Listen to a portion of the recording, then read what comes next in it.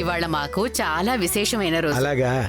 వీళ్ళిద్దరితో అర్చనలో అభిషేకాలు చేయించాలని తీసుకొచ్చాను. ఇద్దరిని చూస్తుంటే ఏదో విశేషం ఉన్నట్టే అనిపిస్తోంది.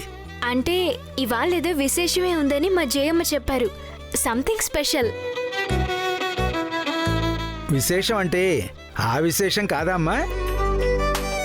అలాంటిదేం లేదు పూజారి గారు. అలాంటిదంటే ఎలాంటిది జయమ్మ? ఇలారా.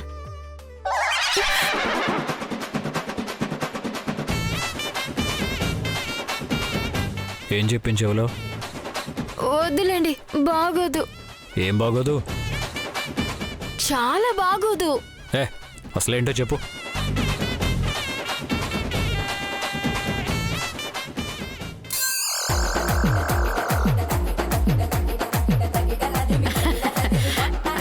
అప్పుడేమైంది?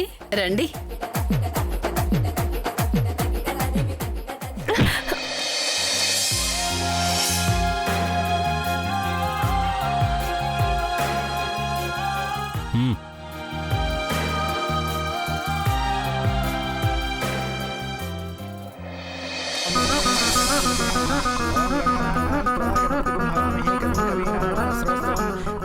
మీకు గుర్తుందా, ఈ గుళ్ళోని మనలాగా మన టెంకాయలు కూడా అంతెత్తున ఎగిరి ఢీకున్నాయి. పూజ చేస్తూ మాట్లాడకూడదు.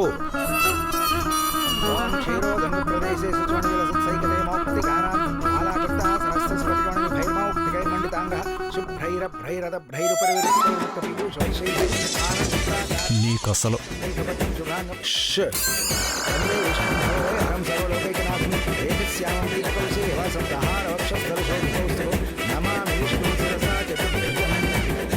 అర్చన చేసిన కుంకుమ ఇద్దరూ ధరించండి స్వామి.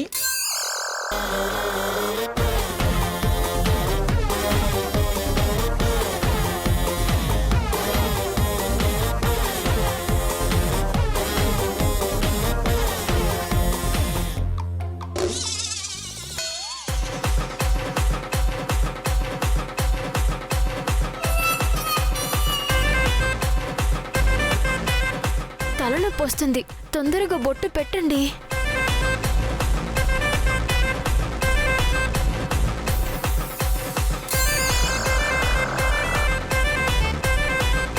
నాకు బొట్టు పెట్టమంటే తలనొప్పి తెప్పిస్తారా? ఇప్పుడు చూడండి.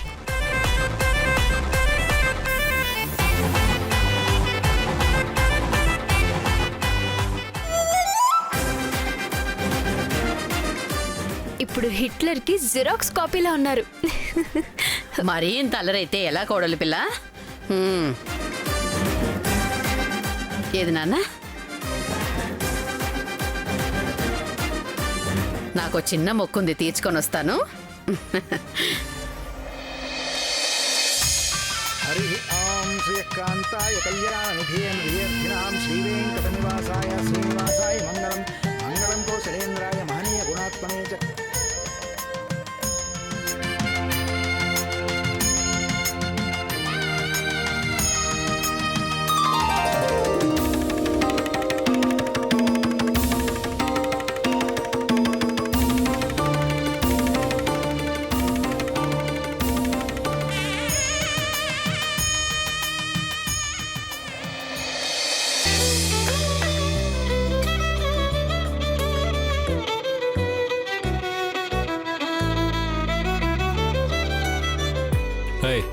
దూరం జరి కూర్చో. మీరే జరగచ్చు కదా, మేలిగో. దా అతుకొని కూర్చున్నావురా.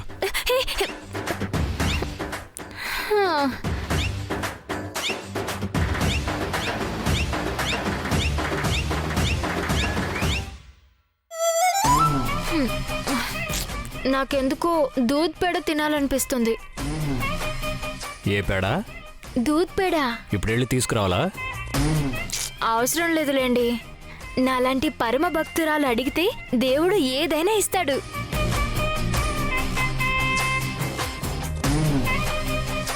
దేవుడా, ఓ మంచి దేవుడా, నాకొక్కటి గాని 2 గాని దూద్ పేడ ఇవ్వు.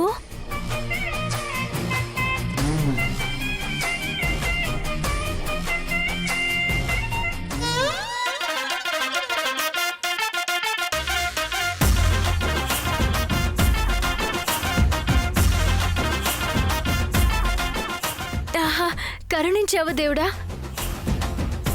ఎప్పుడైనా ఇలాగే అడుగుతూ ఉంటాను, ఇస్తూ ఉండు. నా భక్తిని శంకిస్తారా? ఏం చూస్తున్నారు? ప్రసాదాన్ని చూడరు, తింటారు. తినండి తినండి.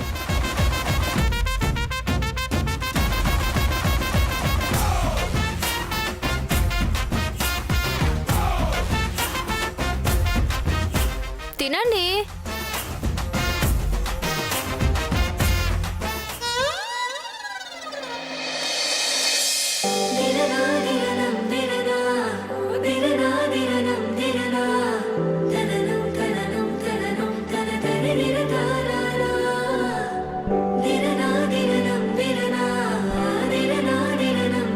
నా కొడుకు కోడలు తొందరగా కలిసిపోవాలి. పూజారి గారి మాట నిజమై ఇద్దరూ ఒకటై మంచి విశేషమైన విషయం చెప్పి నాకు మనవణ్ణో మనవరాలనో ఇవ్వాలి.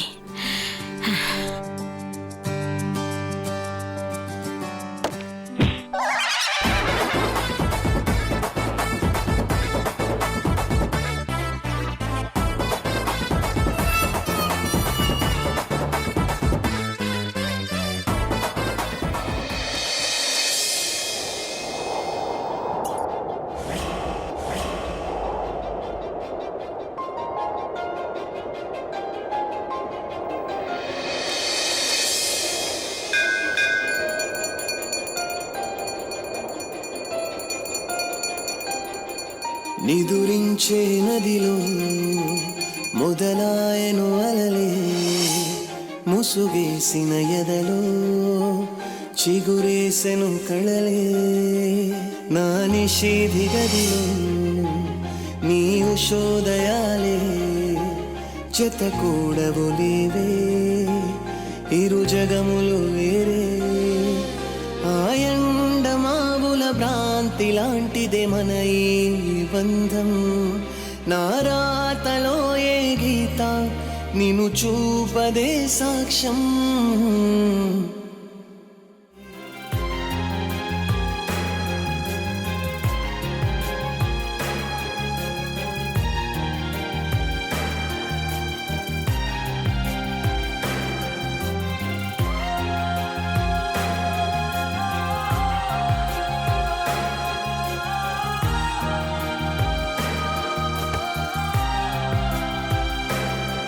ఎప్పుడు పడతావేంటి? కాళ్ళకి సబ్బు రాసుకుని తిరుగుతున్నావా? మీరు చేతులకు గమ్ రాసుకుని తిరుగుతారా అని నేను అడిగానా? ఎప్పుడు చూసినా నా మీదే పడతావేంటి? మీరంటే లవ్వు మరి. ఇంతోటి హిట్లర్ని చూసి మనసు పారేసుకుని పడిపోయానమ్మా. దేవుడు నీకు దూద్ పేడ ఇచ్చినట్టు దూద్ పేడ అంత బుర్ర కూడా ఇచ్చుంటే ఎంత బాగుండేది. దేవుడు మీకు కళ్ళు జోడిచ్చినట్టు ఆ కళ్ళకు చూపు కూడా ఇచ్చుంటే ఎంత బాగుండేది. చిచి, ఎన్ని తిట్టినా వేస్టే. అవును, ఈ చెవులోంచి దూరి ఆ చెవులోంచి పోతాయి. మధ్యలో స్టోర్ చేయడానికి మెదడు లేదనే కదా నేను జాలిపడేది. మీరు జాలి పడేంత దీన స్థితిలో ఏం లేదు నా బుర్ర. నేను పోయాక నా ఆర్గన్స్ అన్ని డొనేట్ చేస్తానని అగ్రిమెంట్ రాసుకున్నాను. ఆ లిస్ట్లో ఈ తెలివైన బుర్రని కూడా కావాలంటే తీసుకోమని రాశాను. ఊరికే ఫాల్స్ ప్రామిసులు చేయకు. లేనిది ఎలా దానం చేస్తావు? వేరే వాళ్ళ డిపో ఓపెన్ చేసి చూసి ఖాళీగా ఉంటే ఎంత టైం వేస్ట్. చాలా ఆపండి. ఇంత ఘోరంగా నన్ను ఎవరు తిట్టలేదు. బుర్ర ఉన్న వాళ్ళు ఎవరో నీకు తగిలి ఉండరు.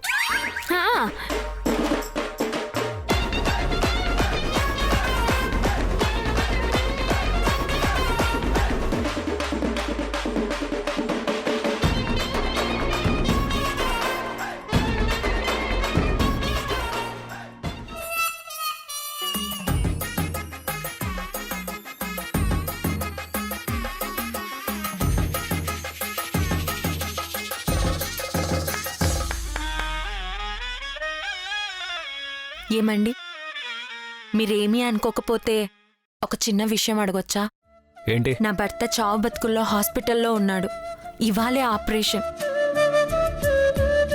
ఆయన బ్రతకాలని అమ్మవారికి పూజ చేయించడానికి వచ్చాను.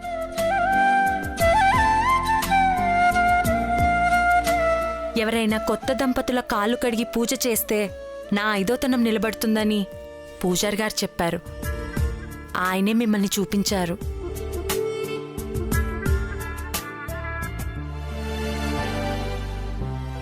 మీ మీద ధ్వజస్తంభం మీదున్న పూలదండ పడింది. అంటే ఆ దేవుడి అనుగ్రహం మీ మీద ఉందనిపించింది.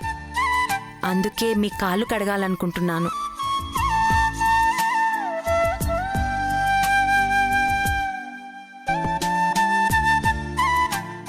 నాకెలాంటివి నచ్చవు. వేరే వాళ్ళని ఎత్తుక్కోండి. ఒక్క నిమిషం ఆగండి. ఇటు రండి. రండి. ఏంటి? మీకు అసలు మనసుందా? మానవత్వం ఉందా? ఆవిడేం అడిగింది? మీ రెస్టారెంట్లో సగం అడిగిందా? మీ ఇంటి పై ఫ్లోర్ రాసిమ్మని కోరిందా? మన మధ్య పచ్చగడ్డేస్తే బగ్గుమంటుందని పచ్చగడ్డికి మాత్రమే తెలుసు. ఆవిడకేం తెలుసు? మీకు నాకు మధ్య ఈ తాళి తప్ప ఎలాంటి బంధం లేదని ఈ తాళికి తెలుసు. ఆ దేవుడికి తెలుసు. ఆవిడకేం తెలుసు? ఆగండి. Let me finish. మన పెళ్లి ఎలాగూ ఇలా అయిపోయింది. పాపం ఆవిడ ఎంత బాధగా, ఎంత ఆశగా వచ్చి అడిగింది. భర్త ప్రాణాల కోసం ముక్కు మొహం తెలియని మన కాళ్ళు కడగడానికి సిద్ధపడింది. అదే నన్ను మీ కాళ్ళు కడగమని ఎవరైనా చెప్పుంటే వాటర్ పైప్తో కూడా కడిగేదాన్ని కాదు. ఆవిడ బాధను అర్థం చేసుకోకుండా మీ హిట్లర్ భాషలో నాకిలాంటివి నచ్చవు అని ఫోజులు కొడతారేంటి? ఏమో, ఈ పుణ్యం వల్ల ఆవిడ భర్త ప్రాణాలు నిలబడితే ఒక బేకారి, ఒక హిట్లర్ వల్ల మంచి జరుగుతుంది కదా. ప్రాణాలతో లేని ప్రవళికకు పాయాసం పెట్టడం కన్నా ఆవిడ భర్త ప్రాణాల కోసం కాసేపు కాళ్ళు చాపుకుని కూర్చుంటే ఏం పోయింది? ఇందులో మీకేంటి లాభం అని అనుకుంటున్నారా? ఇంత స్వార్థం మీలో ఉందా?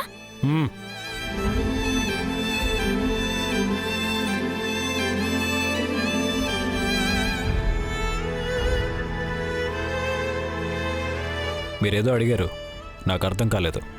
అందుకే కాదన్నాను. మీ నమ్మకం నిజమైతే అంతకన్నా కావాల్సిందేమీ లేదు. మీరు అనుకున్న పూజ చేయండి. ఈ హిట్లర్కి బ్రెయిన్ వాష్ చేస్తే తప్ప ఏది బుర్రకెక్కలా లేదు.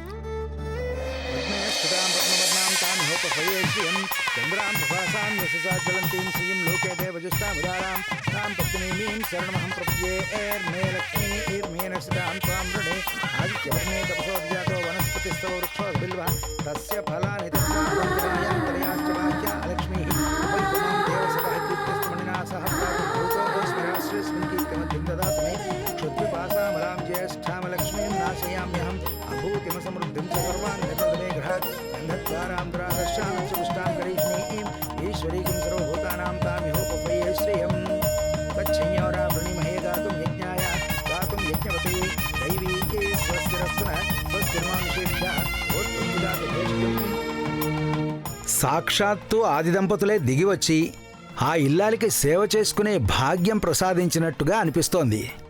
ఆ తల్లి కోరిక తీరాలని, ఆమె భర్త ప్రాణాలతో క్షేమంగా ఉండాలని మనస్ఫూర్తిగా కోరుకుని అక్షింతలు వేసి ఆశీర్వదించండి.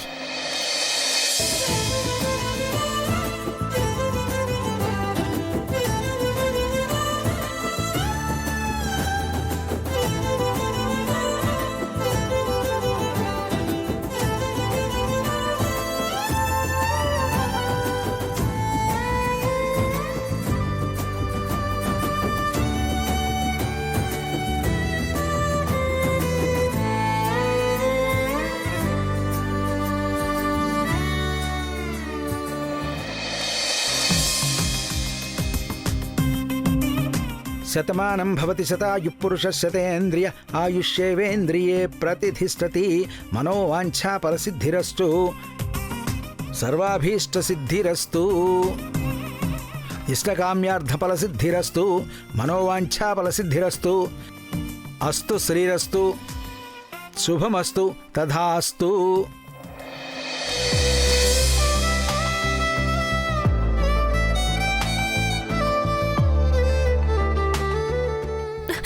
రే, ఫోన్! నా ఫోన్! హే! ఏ!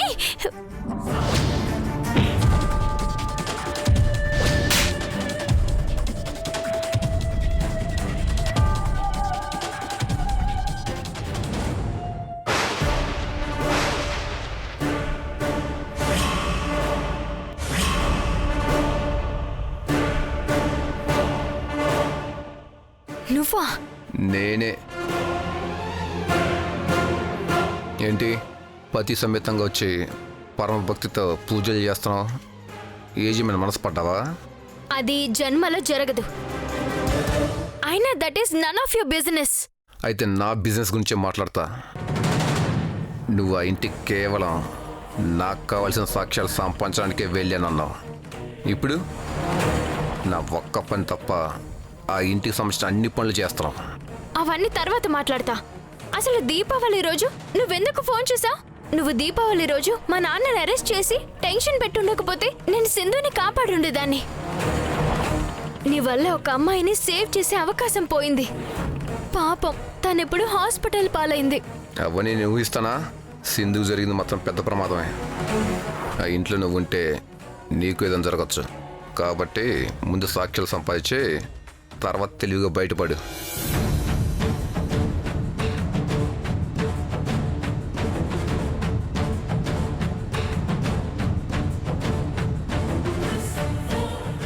ఏజే భాను ఏది? ఎక్కడైనా ప్రసాదం పంచిపెడుతున్నారేమో, పరిగెత్తుంటుంది.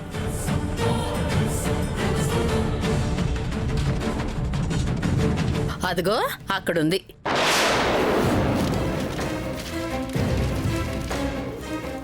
ఏదో గొడవ జరుగుతున్నట్టుందే. చిల్లర కోసం బెగ్గర్స్తో గొడవ పడుతున్నట్టుంది. రూపాయి కాయిన్ వేసి చిల్లర కోసం గొడవ పడుతూ ఉంటుంది. చాలే ఆపు, రా చూద్దాం.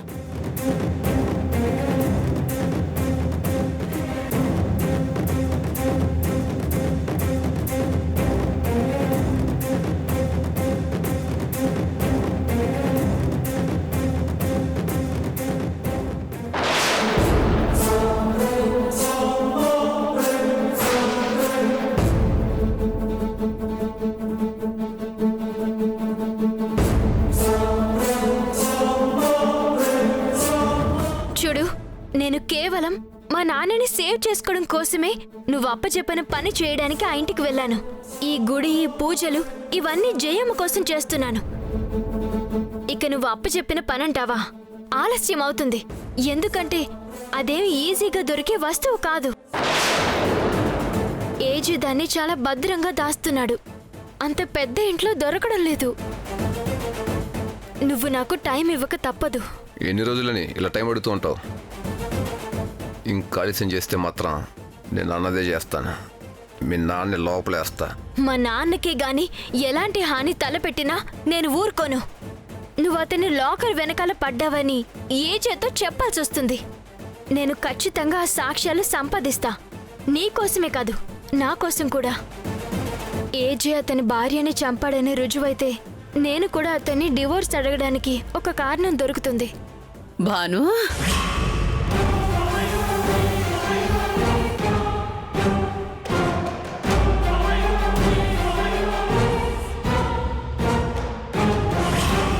ఏం చేస్తున్నావు ఇక్కడ?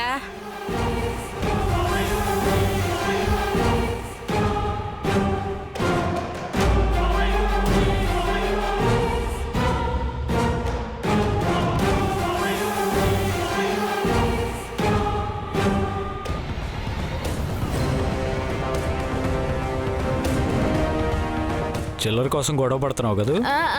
అవునవును. నేను చెప్పానా జయమ్మా? 20 రూపాయలు తీసుకుని మిగతా చిల్లర ఇమ్మంటే లేదన్నాడు. గొడవ పడి వాడిని ఉంచుకోమన్నాను.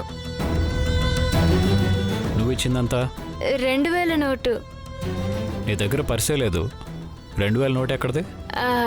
మీ పర్సులో ఉందిగా. నా పర్స్ కార్లో ఉందిగా. మీ కార్ కేస్ నా దగ్గర ఉన్నాయిగా.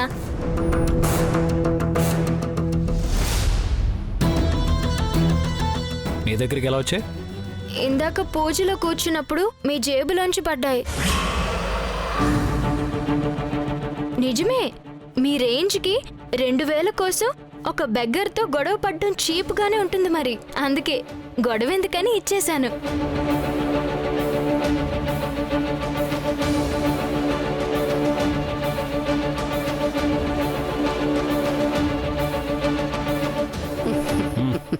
నేను వెళ్తున్నాను. ఎక్కడికి? ఎక్కడికి? రెస్టారెంట్కి. మరి మేము క్యాబ్ బుక్ చేసుకుని వెళ్ళండి. మరీ అంత ఉక్రోషం పనికిరాదు నాన్న.